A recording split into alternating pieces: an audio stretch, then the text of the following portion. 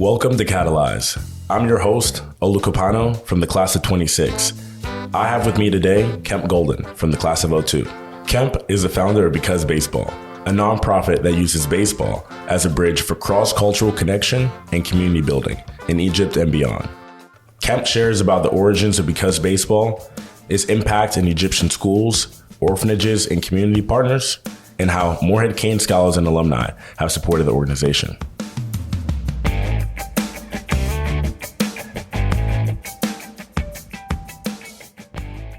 Kemp, it's great to have you in Chapel Hill. So great to be here, Olu. So what brings you into town, into the country right now? Well, in between our programs, in between our seasons in Egypt, I spent a lot of time here in the States, traveling across the country, telling the story, building partnerships, building support, and building momentum. So that's why I'm here now. And currently I'm on my way to Asheville. Drove in late last night and just so excited to be here with you this morning. And after this, head on my way down I-40. Well, thank you for being here. Thank you for making the time. So before we dive into Because Baseball, I want to start with the Carolina connection. I first learned about Because Baseball because of Andrew Patterson. I remember exactly where I was, my bed in Santiago, Chile, after summer with MLB, some summer traveling and reflecting and really thinking about my place in the sports world when it came to authentic, genuine connections and impact, social impact, and really being disillusioned about what I had seen or from what I had seen in the sports world before. And he said, I know exactly who I need to introduce you to and exactly the organization that you should get familiar with. So that's how our working relationship with Because Baseball formed. And here we are. So just wanted to start also by giving some shout outs. So really starting by following in the footsteps of Carolina Koch from the class of 23 and Hunter Vaughn from the class of 24, who are your first Morehead-Cain interns. And it really feels like this organization has become a bridge, not just for Egypt, but for our own scholars and our own community. So for you, what role has the Morehead-Cain Network played in helping grow and sustain Because Baseball? Gosh, Olu, I mean, that is so hard to quantify. It's been indispensable. Obviously, having you and Hunter and Carolina, I mean, I just want to give a shout out to Hunter. He, for 3 years, was an intern with me, and just an amazingly hardworking young man. But that's been across the board. All scholars have been so impressive in what you guys have brought to the organization. Outside of that, the network has been amazing. I think of people like Bill Aiken, and Margaret and David Gardner, Andrew Patterson, who you brought up. All of those have been champions and supporters of our work and have really inspired me in different ways. And then, of course, there's Bobby Evans. I worked for him when I was a Morehead-Cain in my summer internship, and just learned so much about the professional baseball landscape. And he has been a friend since 2000 and a mentor. And even when I just began this journey and this idea came to me, which we'll get to, he automatically believed in me because of our friendship and relationship. And he has been an absolute champion in the baseball world, has come with me to Egypt twice, serves on our board. And I just can't say enough about him and the rest of the foundation. There are, in the Morehead Network, there are so many graduates who have their fingerprint on this program. Another guy is Taylor Sharp, who has come over also twice with us to Egypt and has helped craft a lot of the really fine videos and media that we have produced that have inspired so many people to get involved and inspired Egyptian children and their parents to participate. And so, again, it's in a lot of ways Because Baseball is the Morehead-Cain Network, and that has really been a special thing to see, and it just speaks to the quality of individuals in this network, and just these are people who want to do good, and they put their time and treasure behind that. That's a great way to put it. Great thing to hear. And just from my experience with the names that you named, whether that's Taylor, Andrew, or Bobby, I have countless experiences with all of them where they've opened up their network and their time just for a conversation. And I know that they're all busy people, but Bobby we ended up going to church together with his family and taking me to dinner after. Andrew, the amount of times that I've called him, and Taylor, the guidance that he's given me on some projects. So I couldn't agree more. But I want to take listeners to Cairo for a second. Definitely. Through the Lovelace Fund for Discovery, I had the opportunity, as you know, to fulfill my in-person component of the internship, which was participating in Because Baseball's MLB Play Ball Weekend, where there were over 300 kids from all across Egypt. I know 150 from local orphanages, and I believe the number was 33 from Special Olympics Egypt. And for someone hearing about this for the first time, how would you describe what Play Ball Weekend actually looks like and feels like on the ground? I think it feels like love lived out on the baseball field. You've got kids from all parts of Egyptian society. As you mentioned, you have orphans, you have special needs athletes, you have kids from every socioeconomic demographic, you have girls and boys, all thrown together in the field, taught by remarkable men and women, both from Egypt and the United States, who just care about these kids deeply and want to share with them the joy of baseball. And again, it's just remarkable to watch those friendships form on the field around the game of baseball. That's amazing. And as you just mentioned, coaches from the States, coaches from Egypt. I remember we had a coach who was from the States, but had been living in Germany for a few years. Knowing and seeing all these different groups coming together over a sport, what really stood out to you or stands out to you most in these interactions every year that you do this? I think just the pure joy. I think there's a rediscovery. So I think for most of us, at its most pure form, sport is about self-discovery. It's about growth, and it's about just connection. And I think over the course of those play ball days, which you experienced, all three of those come into play. And I think a few things stand out. One, the impact it has on many of these major league players for whom the game has given them so much. Whether it's just an amazing living, amazing experiences, this is a chance for them to give back. And we've had a number of players who've come over who, once they hung up the cleats, kind of said, I'm done with it, right? I mean, it has, yes, it's given me a lot, but it's also consumed a lot of my life. And to watch them rediscover that joy, these are the MLB players who are visiting coaches, to watch them rediscover the joy that they felt as children when they first played the game by teaching the game to young men and women who have not ever played. To watch them rediscover that joy is remarkable. And we see that over and over again play out. And to watch the connection between a 6'4" baseball player and a tiny little Egyptian girl, it's just a special, special thing. The odd couple in many ways when you see it, but it's just humanity. It's connection played out on the field of play. And I don't think that ever gets old. And the smiles on the faces of the coaches are as big as the smiles on the faces of the kids. And those are all big smiles. Absolutely. Absolutely. I'm just listening to you talk. I was just transported back into what it felt like and wanting to do that again. And again, I think all the coaches, and especially in our last dinner when we had that time to reflect and bond and talk about not only the experience, but what it meant to all of us. It was unreal. It was probably one of the best moments of my life, honestly, especially with a sport that has given me so much, being able to get so much again in the form of giving and by giving back was just remarkable. So thank you from the bottom of my heart, honestly, for inviting me and allowing me to experience that with you.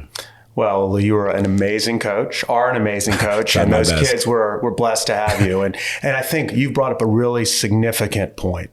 It really is a two-way giving. I mean, these players are giving these Egyptian youth such a great gift of their time and energy and expertise.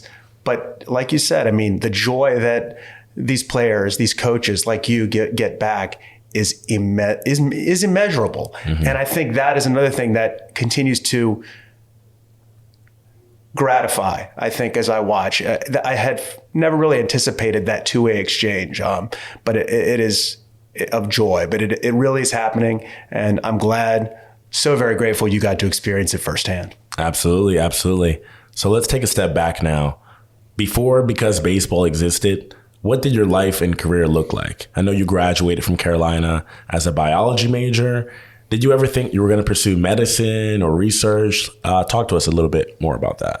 Yeah, so like everyone who comes to Carolina and walks away with a BS in biology, I knew I'd go into international baseball. Of course. I arrived at Carolina pretty convinced I was going to be a pediatrician.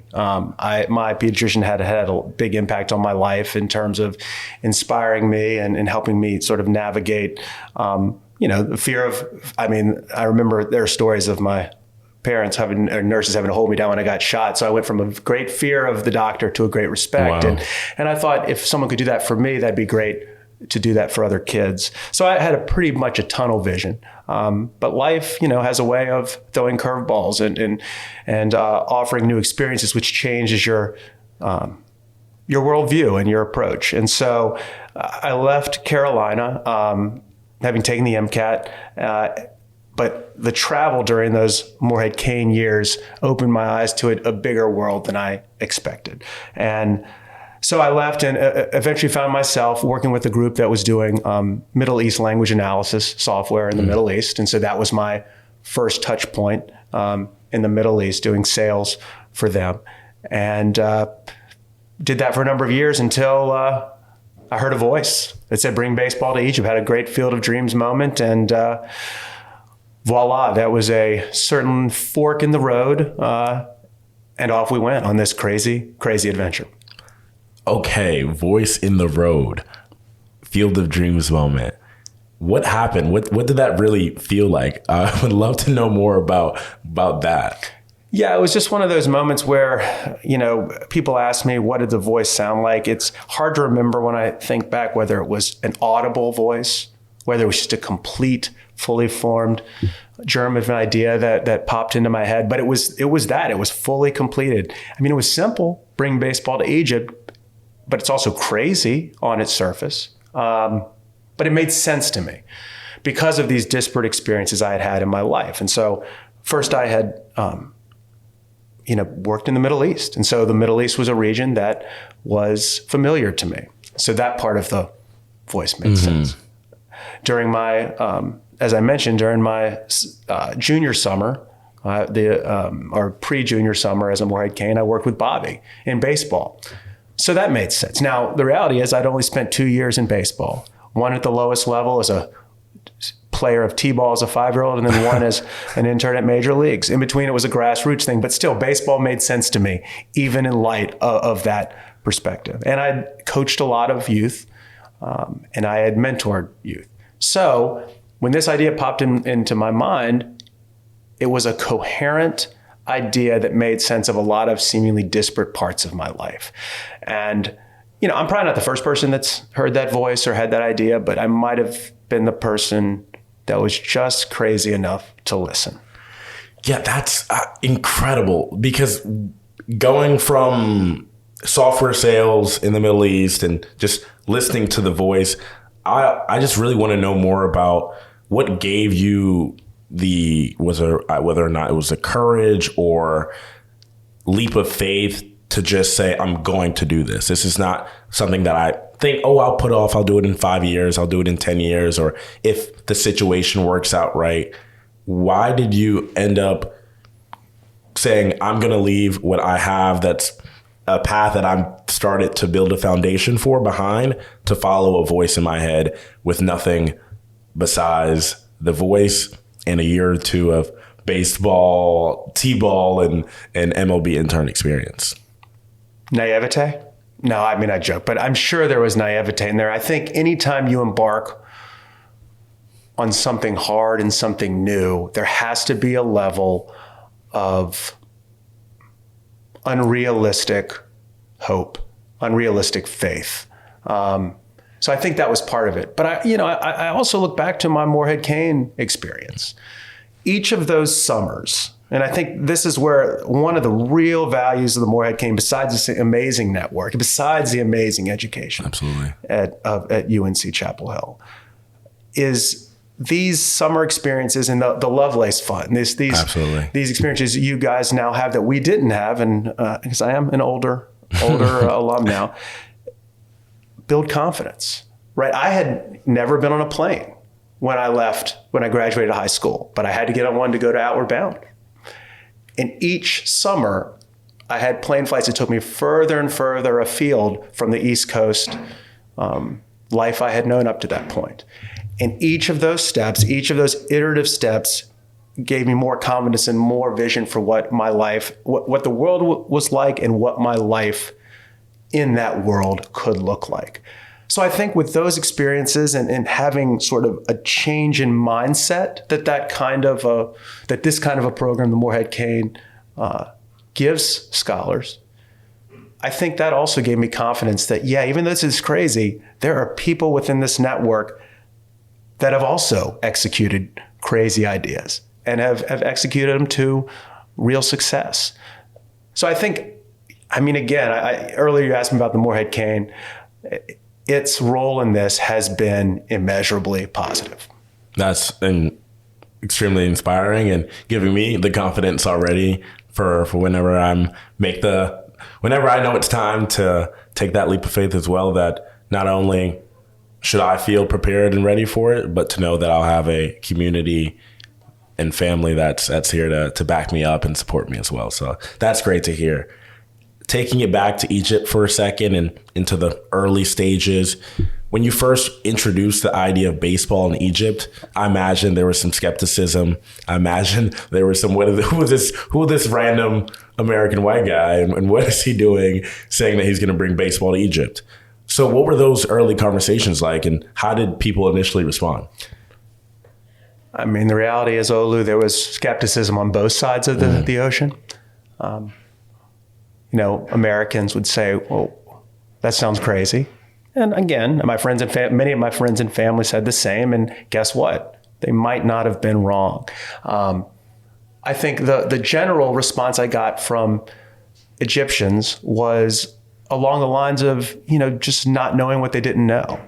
So for them, the most common refrain I received was, well, we don't need baseball, we have soccer. And my response to that was, well, your answer actually is the reason why we're bringing baseball to Egypt. Choice is a beautiful thing, and not every child loves a foot-eye coordination sport. Not every child is gifted in foot-eye coordination. A lot of kids are gifted with hand-eye coordination.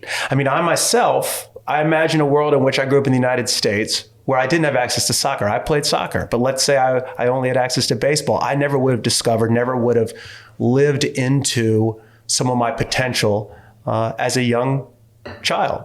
So that was initially what Egyptians would say, well, we already have soccer. And I said, well, that's fine. And then others would say, well, you're never going to overtake soccer. And I said, that's not what this is about.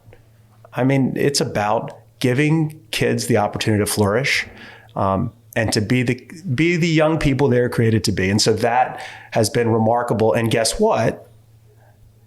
Kids are kids. And anytime they get to try something new and fun, they just eat it up. And the reality is not every kid likes baseball, just like not every kid likes baseball in the U.S. But I'd say we got about a 95% hit rate on retention and enjoyment. And that's pretty darn good. Absolutely. I would say that as well. So you were just you were alluding a little bit to what it is about. So let's get into that. At its core, because baseball is more than just sport. So how would you define what because baseball is at its core and its mission, let's say? That's a great question, Olu. We're really about bringing people together at the family, community, and cultural levels. And we use baseball as that vehicle to do so. So yes, at one level, we're about spreading the game. We're about empowering these young girls and boys to learn the game. All our partners that we've talked about, schools, orphanages, et cetera, receive their own set of equipment donated by our incredible partners across the industry. You throw a dart at a board that has the name of an equipment manufacturer in baseball. They have donated their top quality gear to Because Baseball and to our friends in Egypt. So that's been a beautiful thing. So it is about spreading the sport. It is about empowering the kids to reach their full potential. But it's also about bringing people together at different levels. So from the family, just the simple act of mom and dad throwing with their son and daughter. It's a beautiful thing. I mean, for a lot of us in the United States, that's how we learned the game of baseball. I know some of my most meaningful conversations as a child were with my parents in the backyard throwing the ball. So it's to give Egyptian families that same opportunity. So that's the family level. So that means we're teaching the parents as well. Absolutely. It's fun to watch them get out and try to hit a baseball. They're not quite as good as their children. I mean, children, it is, and the strike zone's bigger, right? So it's just, there's more area to have to swing at. But they're excited about it because their children are excited about it. So that's been a beautiful thing to watch that bond, familial bond, form deeper through baseball. At the community level, we bring together, as I mentioned earlier, we have people from across society, all socioeconomic demographics, special needs kids, and we put them all together on the same field. They get to learn to play with each other in the hopes that as they become adults, they have taken those lessons on the field of play and look at one another not as the other, but just as another. And then at the cultural level, it's that cool cross-cultural community building between Egyptians and Americans. And so you've got Egyptian and American coaches coaching together. And so that is just a beautiful thing for these young people to be a part of, to get to learn from Americans and Egyptians who they themselves are friends. That's just a powerful lesson in what it means to be a human being. A beautiful thing indeed. On the community level, you touched on it a little bit in terms of the amount of communities that you touch, that you reach from across parts of Egypt, boys, girls, parents. Talk to me a little bit more about where Because Baseball is now in terms of scale. How many communities, how many kids, how many programs are you guys reaching today? Well, we have right around, I think a good way to look at it is just that MLB week alone. We had 20 schools represented, 6 or 7 orphanages, and the Special Olympics. So that's just a pretty diverse, far-reaching impact. And the beautiful thing is to watch all these groups come together on the field of play and enjoy a beautiful game together. That's incredible. So now, looking ahead, what do the next 5 years of Because Baseball look like to you? Great question. I think there's a few things as we look forward as an organization and as I look forward just as an individual. Expanding in Egypt, for one. We've had conversations with a number of schools who are interested in forming the first school league in Egypt. And so we sort of finally that's always been a hope of mine, but we're starting to gain that critical momentum in numbers and behind it. Enough schools want to put the resources behind it that gets real exciting. So I see the first school league in Egypt for baseball being formed. Secondly, I see us operating in a few other countries. We are in conversation with another number of other countries. Just last night, my late drive was due to meeting with the Prime Minister and ambassador of another country at an event at the embassy, as they dreamt about what it might look like for Because Baseball to partner with them. So that's exciting to me. So I just think of additional countries being involved. In 10 years out, I would love to see a league, a pan-Middle Eastern, North Africa league of young people competing against one another, of not only competing, of building friendships with one another. I think it has a beautiful potential to bring people together at the international level within the region as well. And so that's something I'm excited about. I'm excited about it too, just hearing about it. So not even just, we're thinking really about the league, thinking about other countries being involved. I know I will be graduating in May. we had the opportunity to have my good friend now, Dan, to join us in Cairo last spring, last summer. There's a lot of people in the Carolina community who not only have been involved, but want to continue being involved and want to get involved. After I came back, I had a ton of friends who were curious to learn more. So for people who are within the Carolina community, within the Morehead-Cain network, what are tangible ways that they can really get involved and support the work that you're doing? That's a great question, Olu. There are a number of ways. I mean, obviously, we're going to have to look for the great next Morehead intern. So, if there are any undergrads listening now who think this might be a fun fit, would love to talk to you. As I mentioned earlier, I've just been blown away by the quality of human being, of just character of each of the Morehead-Cain scholars that have been a part of this. And so I am welcoming the next iteration, the next generation. It's not really a generation, because we're talking 1 or 2 years younger than you, Olu, but the next generation that comes on board. One opportunity, as you joined us last year, is to come on that MLB week. Definitely.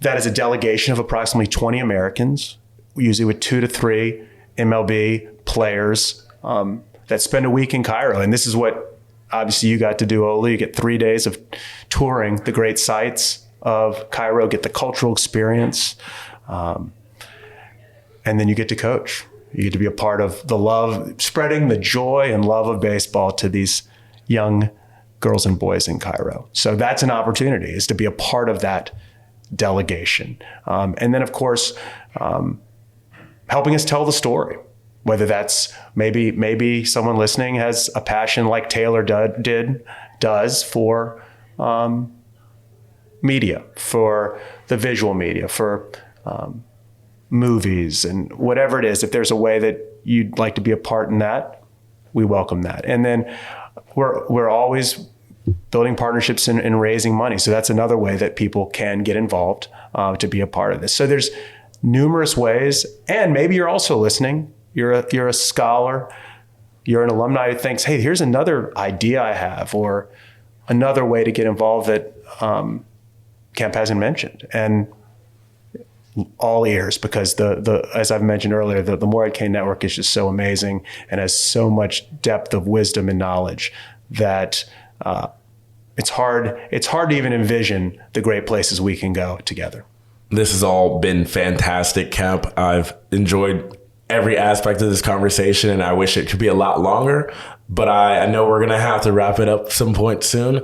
So I really want to kick it to you to have the final word. I want to hear about what you're excited about for Because Baseball, the future, and any last words for every listener today. Yeah, Olu, I'm definitely hopeful as we look forward to the next 10 years. I get excited thinking about young men like you, young women like Carolina, young men like Hunter, all these scholars that have a heart for the future and want to make a positive impact. That gives me hope. It gives me hope to watch these children connect with each other, I remember watching a little girl meet a young man who has Down syndrome, and watching her go from staring at him with her mouth agape to introducing herself, him introducing himself, and then they were friends. There was no awkwardness. They were just two kids on the field of play, playing baseball. That's what gives me hope. Look, the world's a crazy place. It always has been. And I do think young people want to connect. And so as I watch them on the field of play, I do think the future of humanity is bright. But we have to put these young people in positions to build these relationships and to experience joy together. I couldn't agree more, Kemp. People are looking to connect. Sport is a way to do it. And you found a way to bring that to Egypt. So want to thank you for everything that you do to represent sport and bring this spirit of connection abroad, and leave us there. It's been an honor. Thanks. It's always a pleasure to be with you, Olu, and thanks for your time. Thank you.